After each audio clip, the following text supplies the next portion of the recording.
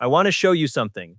There's a Ram 1500 Laramie sitting on a dealer lot right now. Crew cab, four-wheel drive, leather seats, the nice one. Asking price, $7,995.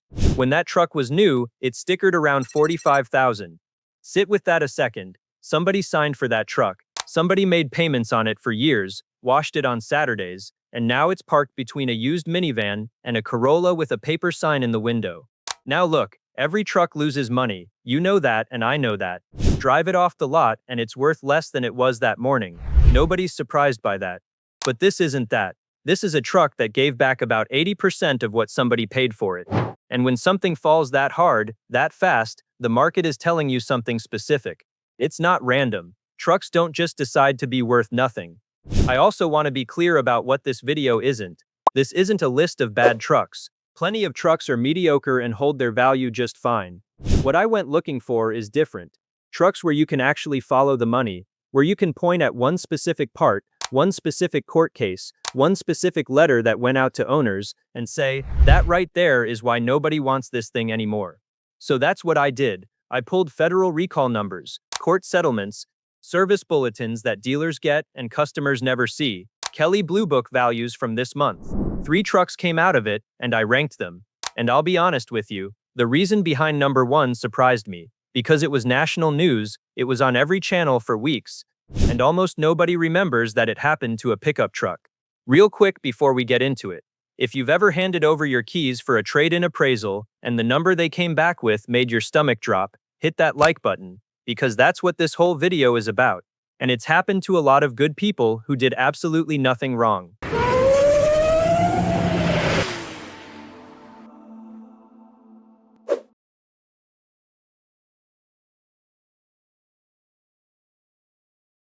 Number 3 is the Chevy Silverado 1500 and its twin brother the GMC Sierra, 2015 through 2018, with the 5.3 V8. This was the safe pick. That's exactly why people bought it. Big pushrod V8, a name your dad trusted, a dealer in every county, nothing fancy to go wrong, except Chevy bolted 2 fuel-saving parts onto that engine, and both wait until your warranty's up before they show themselves. The first one's called AFM. It shuts off 4 of your 8 cylinders when you're cruising to save gas. It does that with special lifters. When those lifters give out, they can chew up your camshaft on the way down. Car Complaints has logged more than 500 of these on 2014 to 2018 Silverados. Average repair, about $4,200. And here's what stings. Most of them let go right around 120,000 miles. Right about the time nobody's paying for it but you. The second one's the 8-speed transmission. Owners just call it the shutter. Feels like driving over rumble strips on smooth pavement. GM put out bulletin after bulletin, mostly telling dealers to swap the fluid for a new spec. Plenty of owners say it came right back once the powertrain warranty ran out. There is a class action over that transmission, and I want to be careful how I say this, because I'm not going to tell you something that isn't true. It got certified for around 800,000 owners in 26 states, and then an appeals court threw that certification out last June. It's back in a lower court now. That fight is still going. It is not a case GM lost. Here's the number that matters. Kelley Blue Book puts the 2016 Silverado in the bottom quarter for holding value among every 2016 pickup. Trade a basic one in today, you're looking at just over $4,000.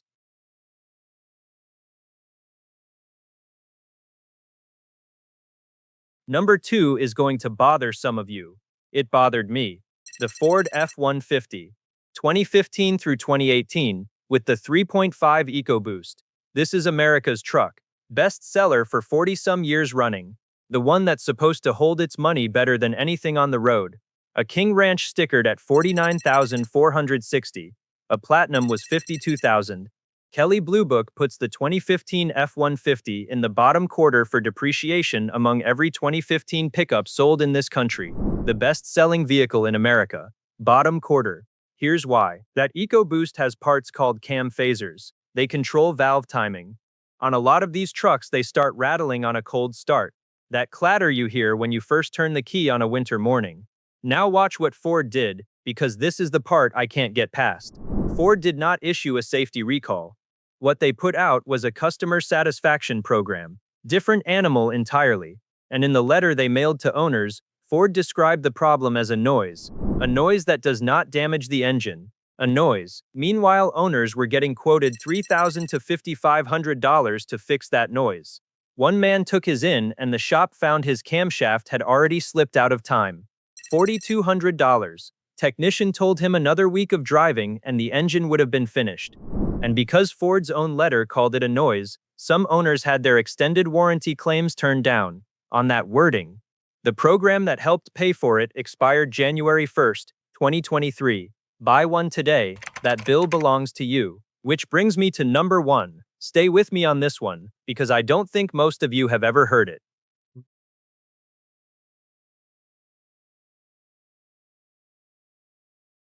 The Ram 1500 Eco Diesel, 2014 through 2016. Let me first tell you why people bought this truck, because I don't want anyone watching to feel foolish for owning one. This was the truck a lot of folks had waited their whole life for. A half-ton pickup getting 28 miles per gallon on the highway, 420 pound-feet of torque, air suspension that dropped down so you could step in without hurting your knees. The only light-duty diesel pickup you could buy in America. If you were retiring, and you wanted one good comfortable truck to keep for the rest of your life, this was it. That was a smart decision with the information people had. Here's what nobody told them. On January 12, 2017, the EPA accused Fiat Chrysler of putting 8 emissions devices in these trucks that it never disclosed to the government. Now you remember Volkswagen. Everybody remembers Volkswagen. Almost nobody remembers that the same kind of thing happened to a pickup truck sold at Ram dealers to regular American families. Fiat Chrysler and Bosch settled it for $307.5 million. There was a stop sale. Dealers stopped wanting these on trade, and they never really started again.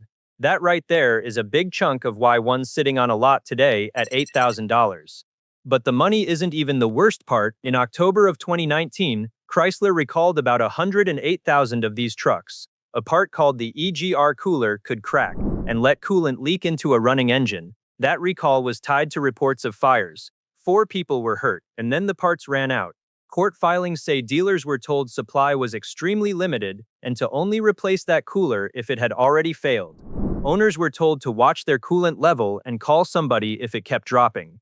On a truck under a fire recall. There's more. The oil cooler failed often enough to get its own lawsuit and a warranty extension. And one owner posted that, after water got in his fuel, he was quoted $12,000 for a new pump. Claim denied. $12,000 on a truck worth 8. So should you buy one? Here's my honest answer, and it's not a clean yes or no. Every truck I just talked about is cheap for a reason. But cheap for a reason is not the same as worthless. It comes down entirely to who you are. If you've got a diesel shop you trust, and you know how to run a VIN and check that every recall actually got done, and you can keep $8,000 sitting in the bank for the day something lets go, that Eco Diesel is a genuinely comfortable truck for the price of a used sedan. Some of you will do just fine with one. But if that $8,000 isn't there, walk away. I'm not trying to scare you, it's simple math. On these trucks, one bad repair can cost more than the truck is worth. And if you just want something that works, 2 suggestions. Get the F-150 with the 5.0 V8 instead of the EcoBoost. Same truck, same seats, no turbos, no phasers, and usually cheaper used because everybody chased the EcoBoost. Or get a Ram 1500 with the 5.7 Hemi. Same interior your neighbor keeps bragging about, none of the emissions headaches. One last thing before you go. If you own one of these Eco Diesels, or you used to own one, go look up whether you're owed money. There have been settlements paying out to owners on these trucks, and a lot of good people never filed a claim because they never got the letter. Takes about 10 minutes to check. If this saved you from a bad buy, or just helped you understand a truck you already own, do me a favor and subscribe. I go through this stuff the slow way, with real numbers and real court records, because I'd rather you keep your money than hand it to a truck that looked like a bargain. And tell me down in the comments, which one of these 3 did you own? I read every single one.